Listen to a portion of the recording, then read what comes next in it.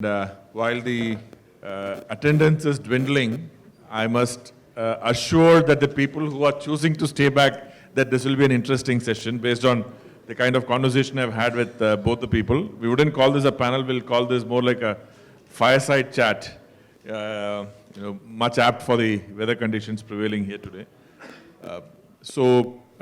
Let me start by introducing Rama Devi ma'am. She is the Director for Emerging Technology at the Govt of Telangana, the Department of IT. And I've had the privilege of working with her in one of the drone assignments that they have done earlier. And Telangana, as you know, has been leading a significant amount of work in emerging technologies. And even last week, they declared year 2020 as the year of AI. So a lot of interesting work happening. So before we get into that, then we'll also have Neil Gokhale, who is also the COO of Quidich. And, I understood just before this presentation, this session, that Neil is one of the few people who has got a UIN for his drone. So, which means he's probably very aligned to the legal and everything else that was talked in the previous conversation. So we have 20 to 25 minutes of conversation, but let me first open it up by asking our director from the Govt of Telangana on what are the specific initiatives they are talking on drones, and mainly since we see many states starting on the journey of drones by talking about a drone COE or a drone cell and not able to progress beyond a pilot or a POC. So could you spend a bit of time talking about what Telangana's vision and ambition is that might be relevant to the people here, and what you've done so far? Sure, Sriram. Thank you. Well, some of the focus areas that Telangana is working on, I think most of the speakers have already, talked about those use cases, like, healthcare, agriculture. Of course, nobody spoke about mining. We are, in fact, working in mining area too. So while, there are two broad areas that we are working. One is how do we actually, make government organizations adopt these new technologies. We are focusing on a number of, emerging technologies. It's just not drones. We have a bunch of technologies like AI, ML, as Sriram has mentioned. January 2nd, we declared AI as this 2020 as the year of AI. Our minister, KTR, has been there, and the entire industry was there, to actually offer their support, be partner, to be a partner with us in our journey in these emerging technologies. So, so coming back to drones, as I said, healthcare is one of our focus areas, and we are in fact, working on various use cases. The more important one is in, delivering blood, medicines, and vaccines to remote areas. We, in fact, have partnered with World Economic Forum on this to actually, carry out a pilot. And Mark Drones, I think, is here. They actually recently got approval from DGCA for the BV loss operations, which we need for this pilot. So that's one area that we are working on. The second one is agriculture. A lot of people have spoken about agri-spraying, That's one area that we are working on. But in addition to that, we are also looking at precision agriculture, wherein, it's just not, by agriculture spraying, yes, there are a lot of benefits. In fact, we have actually implemented in several places. But in addition to that, we also need, the agriculture has a lot of other areas, where we can employ drones. We actually piloted one project along with Coromandel Fertilizers and Science Limited, in Nalgonda area, in about 100 acres, I think, wherein a drone actually captures the, area of the farms. Then an agronomist will actually evaluate what are the soil test conditions, what are the crop stress areas, and so on. And he or she will actually, advise the farmers to take the necessary action. Either it could be addition of micronutrients, nutrients, or pesticides, or whatever it is. So that, in fact, actually helped, increase the yield for the farmers. In fact, this particular project has been chosen by Government of India, DARP, the Department of, I don't know the full acronym, but it's out of the entire country, this one particular project has been chosen for an award, wherein we are using drone data to carry out analytics. Maybe it will be announced in a couple of weeks, I think. So agriculture is another area. Third one, mining, where, as you rightly mentioned, a lot of states have actually, carried out only pilots, but we are moving beyond the pilots, wherein we in fact, prepared an RFP ready to be issued maybe in a month's time. But again, like the industry, we are also, in a dilemma, like now the regulations are not there. So if we have about shortlisted about, I think, 16 companies to whom the RFP will be issued. But say we release the RFP next month, what next, What would the operators do? Do they have the required permissions, permits, and so on? That's a big question mark for us. So just like the industry, we are also, trying to understand how to navigate the DGCA regulations. So this is one aspect where we are looking at, government being a consumer for drone companies, because we believe a PwC report says, it's a 100 billion market. I mean, across the world, it's actually for the drones, but out of which around, I think, 4% will be from India. And as a Telangana state, we really want to, get a share of that market. So we are working very aggressively towards that. So apart from the government adoption, we are also looking at, well, this is one part of the whole ecosystem, consumption by the government or government being a consumer. So, but we want to develop the entire ecosystem, and we came out with a policy framework. In fact, when I entered the hall and, when I was talking to many people during the lunchtime, there were very familiar faces or companies, representatives, because we had action, with all those companies before framing a policy. A roundtable was organized, and we took inputs, feedback from all the industry, ecosystem players, and sort of, formulated the policy. So, which has a very grand vision. Sriram, I can go on and on. You can stop me. So ma'am, I think very, very interesting, so far today, many people have talked about the enabling ecosystem for drones or manufacturing.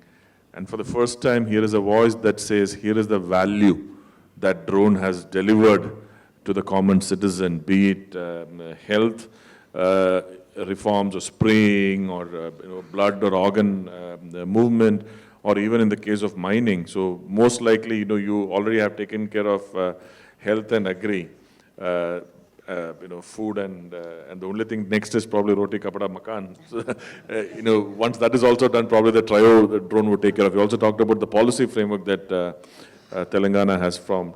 And, interestingly, this is something that DFI, whosoever is here, could take up as a point back to the center. Many states, I know for sure, like Karnataka, Telangana, AP had formed a drone cell, Maharashtra is working on it, Rajasthan, have dipped their feet in water. They're waiting to see if they should take the plunge, because they want much more clarity on the policy and the other aspects. So, as DFI officials, that's something that you definitely want to take back to the ministry to talk about what exactly they should be doing.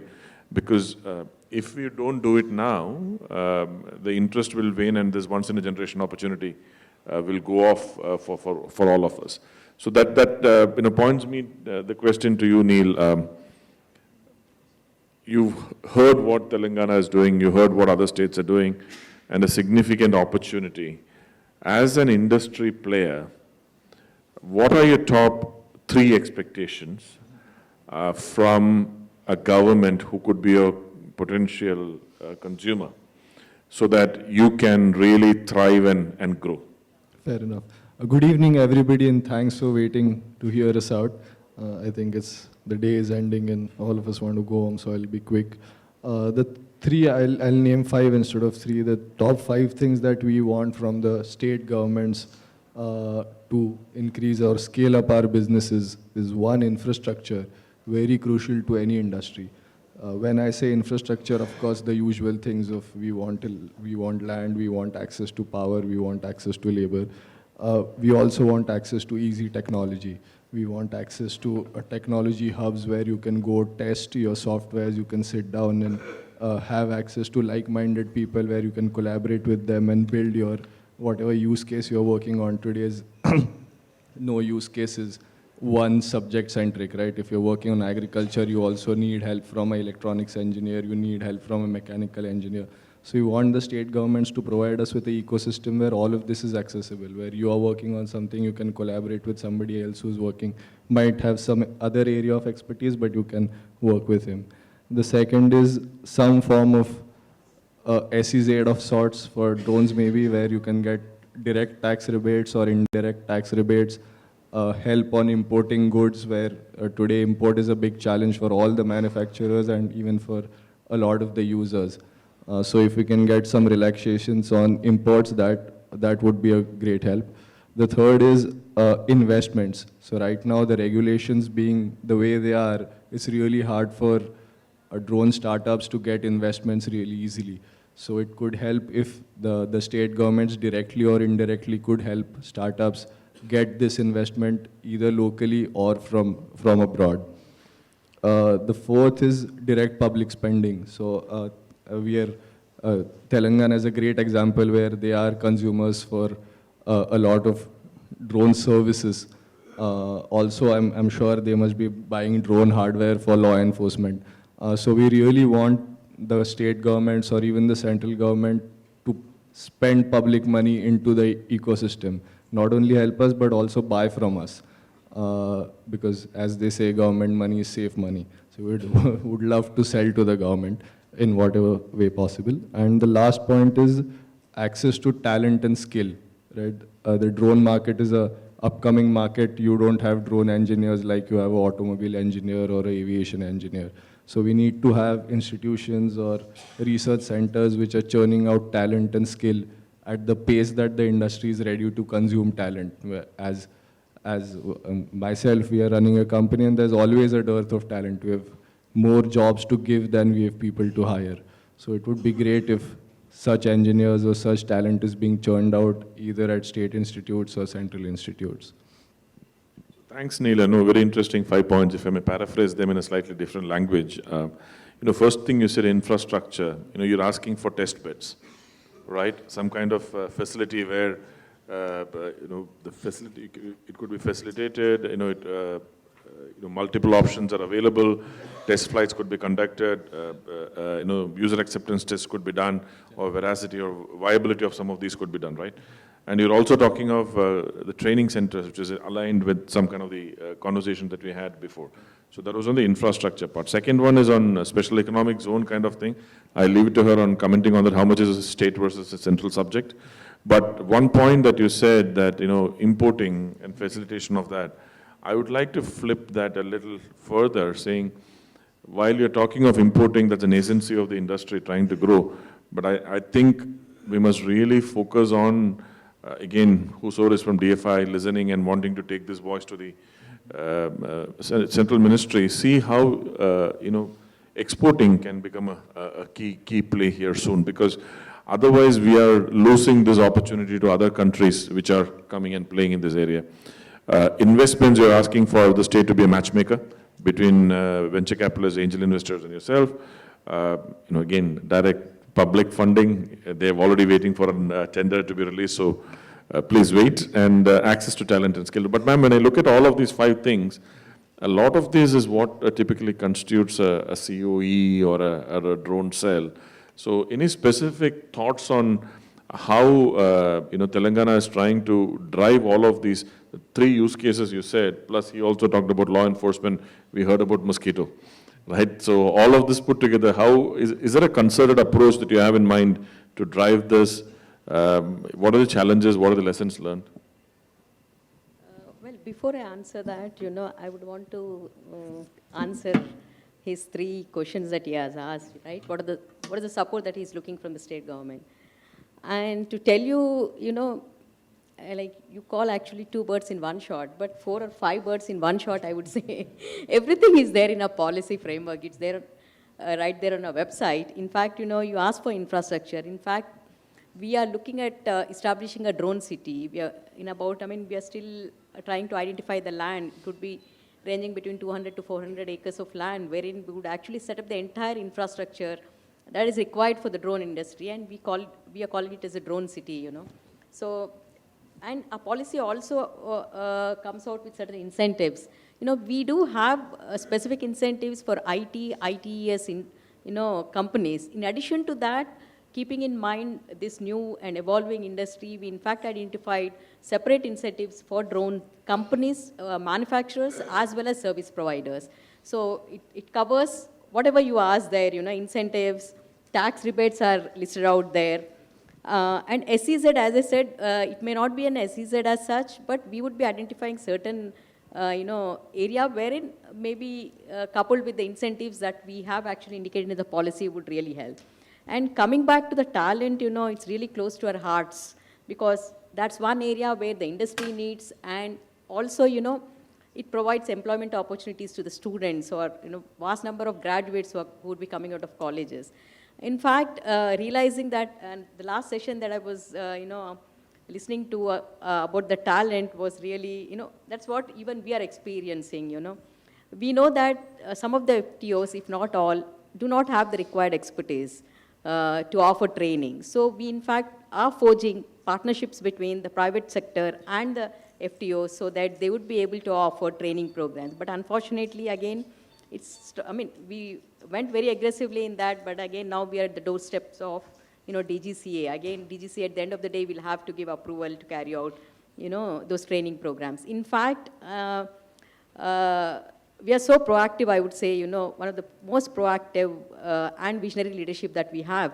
Our minister himself wrote to the civil aviation minister about all these things, listing out. One is training, you know, to actually sort of at least do away with the NP&T for training, you know, drones that are used in training because it's under controlled environment. And also we asked to reduce the, you know, fee that is charged by DGCA. It's 25,000 or something, right? So we asked them to actually reduce that because drones is still an evolving industry. That's the second thing we asked them. Third one, within the training, I think DGCA does not mention up to what period, I mean, once you actually, somebody takes a training, what's the time frame that it will actually give that certificate, you know, that's not mentioned in the regulations. So under training, these three things, our minister highlighted the challenges. In addition to that, we in fact asked various, you know, I wouldn't say, you know,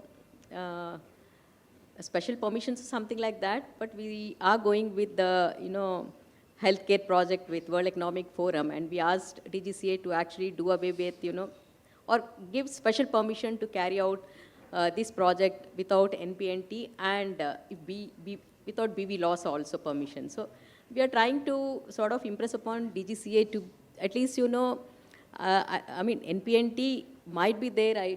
Today morning I heard the minister actually sort of indicated it might be a little watered down approach, but it's still going to be there. So, but how do you navigate? You know, the industry need to actually come out with, I mean, we are doing from our side as a state government, our role is to enable the industry, you know, that we are doing. We are actually talking to the regulator, DGCA, from initially our principal secretary himself, he spoke with the secretaries, sent out a couple of letters. Then we are taking it to the next level. Our minister has actually written a letter to Minister of Civil Aviation. So from the government, and in fact, we also had set up I think you are aware of it, right? We coordinated with IRDA, you know, to come up with specific insurance packages to the drone industry. I don't think any state in India is doing all this, you know. So I leave it there. It's quite refreshing to hear that whatever we've mentioned, the government has already thought of, and not only thought of, has already acted on it. So it's really refreshing to hear that. Interestingly, ma'am, I think, you know, few things stuck with me. You know, you said there is a drone city. You have a blockchain district, you have a drone city, and you have an AI state. I don't know what's next. Yeah. So then, you know, sorry, probably a little India, everything, you know, that's what I just want to add one thing. So if you want all these 5 things that you said, come to Telangana. Surely. Then next is, you know, talked about training, you talked about incentives. You know, I've seen the policy document, you know, you touched upon a whole lot of things that will really kickstart this whole, you know, revolution, if I may use the word. Now, Neil, coming to you, she talked about 4 points, right, which are concerns that has been raised by the state government to the central government.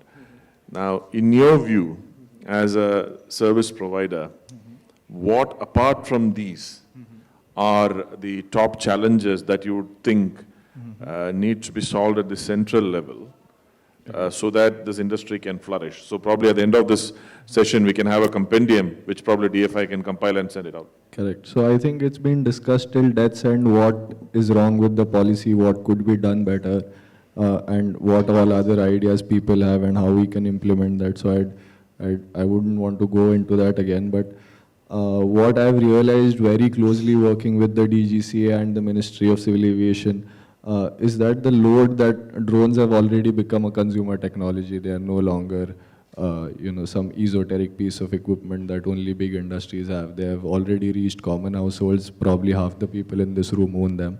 Once a technology becomes a consumer technology, it's really, really hard for the central government to regulate that effectively. So at some point, what needs to happen is that some part of that regulation, of course, it's currently linked with civil aviation, so will have to be kept with the central government. Some will have to be passed on onto the state list and regulated by the state. So for example, zoning can be done by the state. So of course, some installations which are important centrally can be red zoned by the center, and after that, everything can be left to the states. Daily operations can be monitored by the state. So essentially a framework where, like the Motor Vehicles Act, something is regulated by the center and everything else is left to the states. So something similar in nature has to be thought out, because otherwise the load even on IT services, imagine 10 lakh drones in India today, everybody files for a permission every day. That's 10 lakh applications a day. It's really, even from a server perspective, IT perspective, it's really hard for one server to handle those kind of requests, and not only handle them, you have to verify whether they are genuine requests, whether you can fly in those areas. It's going to be a tremendous task. So we are soon going to head down a road where will have to give down control to state governments and make it a concurrent list item where some of it is regulated by the center and some is passed down onto the states. I think that point in time is far away, but it's great if all of us can start working and thinking towards that.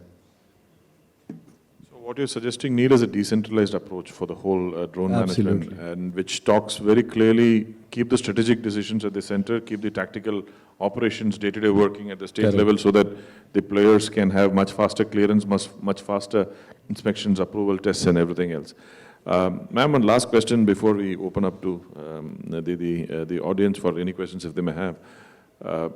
You talked about use cases. You talked about a policy. You also talked about a drone city that is coming up. You talked about talent, everything. A lot of this, yes, is, and you've already proved that many of these thoughts can be brought into action using the three use cases. So what's the roadmap? What's the roadmap for Telangana? What's next? If for all the drone startups sitting here, what are you going to offer them? That's a very big question, I would say. No, it's a small one. Well, as I said, whatever that we are going to promise is already out there in a policy document. I come back to the policy framework document again.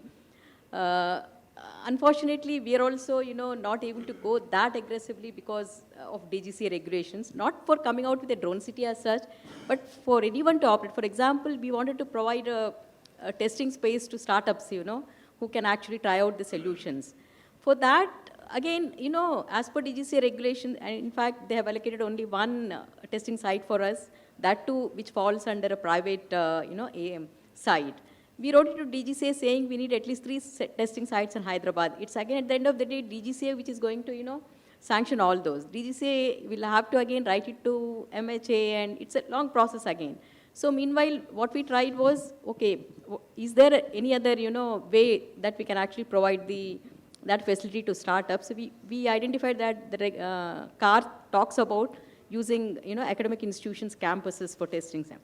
Then we went to University of Hyderabad, and we wanted a university or a testing space which is closer to the, city, because again, for startups to travel all the way to 10 so more than 20 kilometers, 30 kilometers, it would be difficult, right? So we identified 2 areas. One is IIIT Hyderabad, and the other was University of Hyderabad. But again, even the university people were really, scared to actually, give their campus. But we said, this entire thing is being driven by ITE&C department.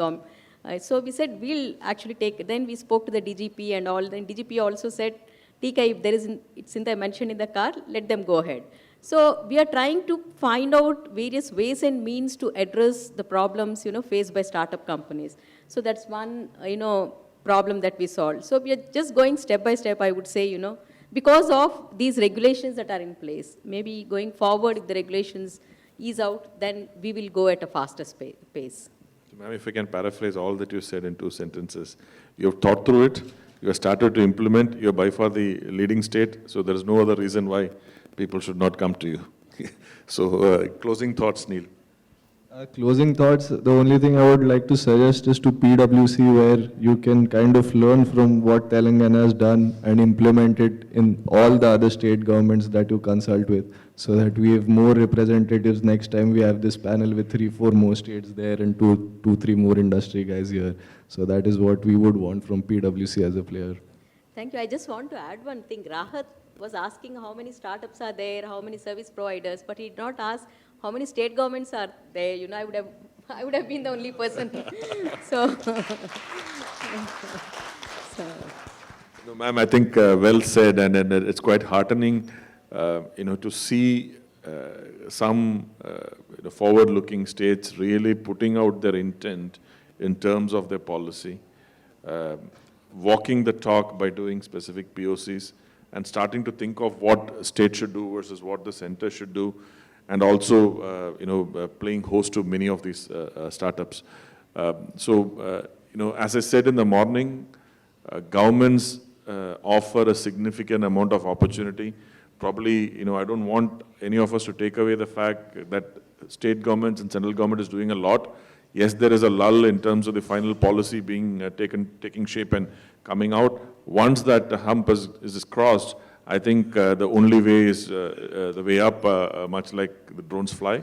And so let's wait for that and really work together as an ecosystem to solve some of these basic problems, because I also understand from a central government perspective, these are foundational aspects. If you don't do it right the first time, one will always end up with challenges.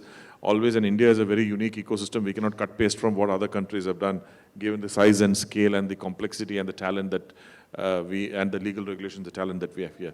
So with that, if there are any questions, we can take probably 2 questions. I just want to add one thing. It's not related to technology.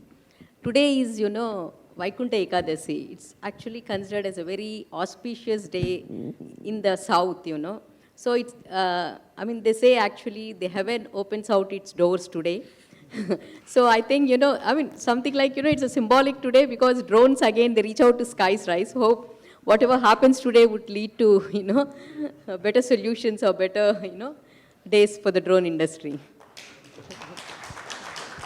So for everybody present here, the skies are already open. So please fly your drone to the sky and then attain moksha, whatever you call it. So thank you so much, and open for any quick 2 questions, if at all any.